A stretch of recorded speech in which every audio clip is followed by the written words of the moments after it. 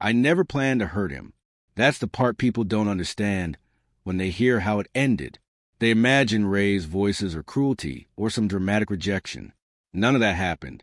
I said no the way you say it when you still care. Soft, careful, hoping it lands gently. His name was Daniel. Mine is Claire. We met the ordinary way, through friends. He worked in logistics, steady job, quiet confidence. The kind of man who listens more than he talks. I like that about him. At first, everything felt easy. Coffee after work. Long walks where silence didn't feel awkward. Laughter that came without effort. He never rushed me. Never pushed.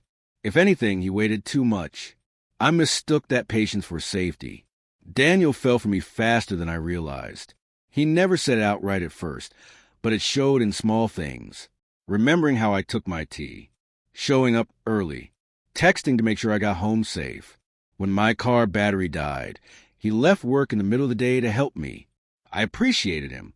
I really did. I just didn't feel what he felt. I kept telling myself feelings grow. That attraction is something you build, not something you wait for. So I stayed longer than I should have. The first time he told me he loved me, it was raining. We were sitting in his car, city lights blurred. He said it calmly, like a statement of fact. I remember the pause afterward, the space where I was supposed to say it back. My chest tightened. I smiled instead.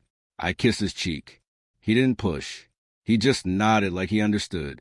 That should have been my warning. He was already accepting less than he deserved. After that, things shifted. Subtly, but enough to notice.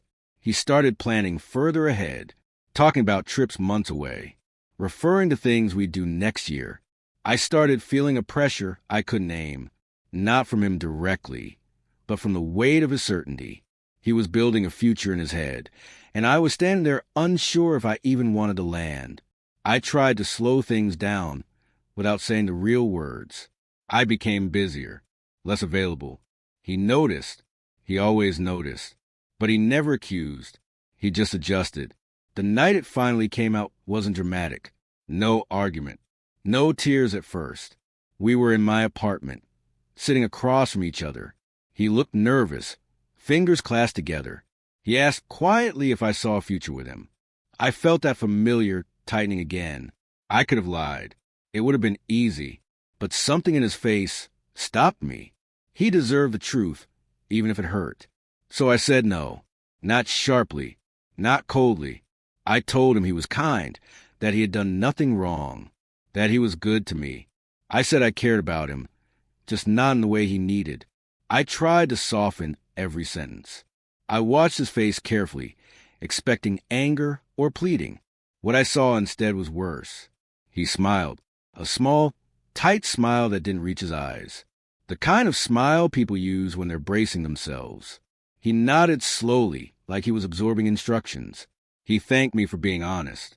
He stood up, straightened his jacket, and said he understood. His voice didn't shake. Mine did. He walked to the door, paused for a second, then turned back. For a moment, I thought he might say something else. Instead, he smiled again, a little wider, like it hurt. Then he walked out. I stood there, staring at the closed door. I told myself I'd done the right thing. Honesty over comfort. But that night, lie in bed, I couldn't stop thinking about that smile. It looked less like acceptance and more like something breaking cleanly in half. I assumed he'd text or call. He didn't. Days passed, then weeks. His silence was complete, heavier than if he'd yelled. I told myself he needed space. I didn't realize then that he wasn't taking space at all. He was already leaving my life entirely without ever looking back. After he left, I expected relief. That's what people say you feel when you finally tell the truth. Instead, the days stretched strangely quiet. No good morning texts. No check-ins. No accidental overlap in places we use to share. Daniel vanished so completely that it felt intentional, almost surgical. I told myself it was mature. Clean endings were better than messy ones. Still, I found myself checking my phone, not hoping for reconciliation, just confirmation that I had mattered enough to miss. A month later, I ran into his sister at the grocery store. We exchanged polite smiles. She hesitated, then said, "He moved." "Just that. Moved.